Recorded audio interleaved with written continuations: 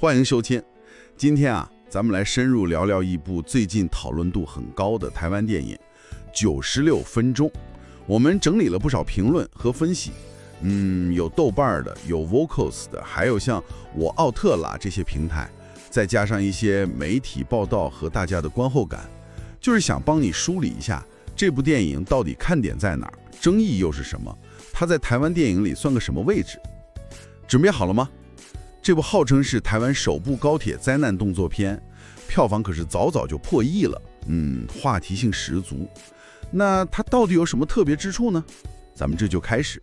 好多评论啊都抓住了那个最核心的设定，就是一辆开得飞快的高铁上突然冒出来炸弹威胁，时间还特别紧，必须在96分钟内解决危机。这个设定本身就很有张力。是的，这个高概念设定确实很抓人，而且啊，不少评论都敏锐地指出了影片其实碰了一个挺核心的冲突。是什么？就是那个牺牲少数救多数的道德困境。这个我知道，有点像那个经典的电车难题，对吧？没错，就是那个思想实验。有些分析，比如 The News Ones 就觉得这可能不光是为了搞点戏剧冲突，它可能还在怎么说呢？折射一些更深的东西。比如吧，社会里面那种潜在的焦虑感，或者关于集体责任呐、个体牺牲啊这些思考。它等于是用了一个灾难题材的壳子去包装一些相对严肃的社会或者哲学话题。有意思。那除了这个核心冲突，影片的节奏怎么样？我看好多人都提到了这个。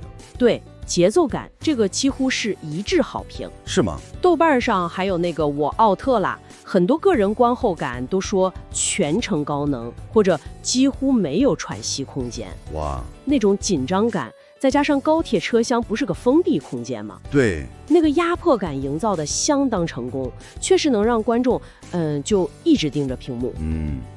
这种紧张感能做好，制作上肯定下了功夫吧？是的，这点也被提到了。不少评论觉得台湾电影在拍这种商业类型片上，这次有明显的进步，比如说摄影啊、剪辑啊，还有一些特效场面。Vocals 的评论好像就特别说了这个。对 ，Vocals 认为这是一次有水准的尝试，值得肯定。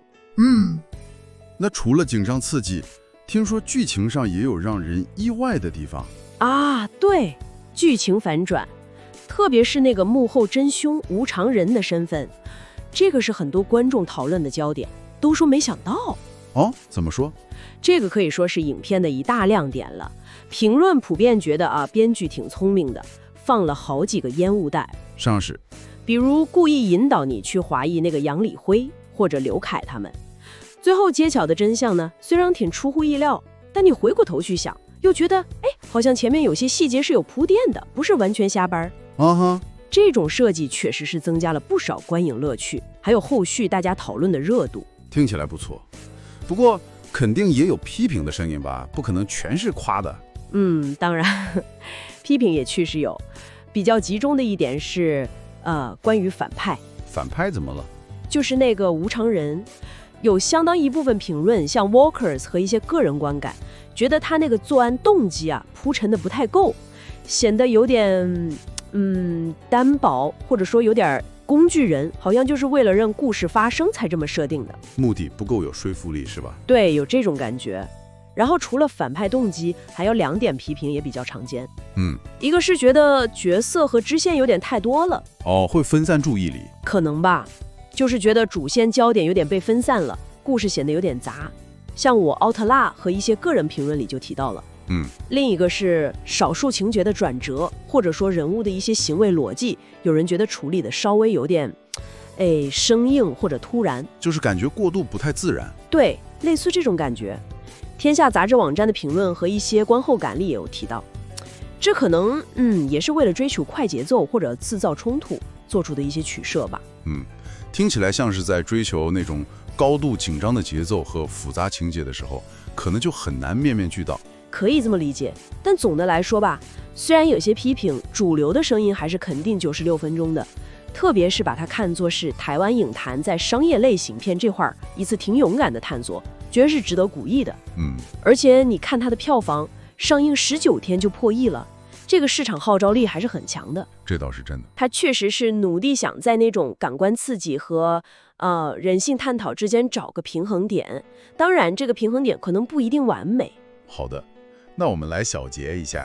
对你来说，96分钟这部电影，它节奏快，悬念足，视觉效果也还不错，是吧？成功的把那种紧张氛围给造出来了。还想借这个机会聊一点比较沉重的道德话题，制作上也往前走了一步。对，但同时呢，它在反派塑造的深度上，还有一些叙事细节的处理上，也确实留下了一些遗憾，或者说能让大家继续讨论的空间。是的，而且你看，他用了一个很极端的危机情境，不光是探讨那个电车难题，其实也带出了角色过去的一些创伤。像豆瓣评论里就提到了那个旧的列车事故背景。那么有意思的问题就来了，这部电影这么受欢迎，背后是不是也说明你或者说我们这些观众对于这种极端情况下的选择呀、责任呐，还有那些平时不太注意到的社会压力，其实是越来越关注，也越来越能共鸣了呢？这或许是看完电影之后一个可以让你继续琢磨一下的点。确实是个值得思考的问题。那屏幕前的你有什么想法或者特别喜欢的片段吗？欢迎在下面留言分享，我们一起交流交流。对了，也别忘了给我们点赞、分享，还有订阅频道啊！记得打开小铃铛，这样就能第一时间收到我们关于娱乐圈、影视、动漫和书籍的最新内容更新了。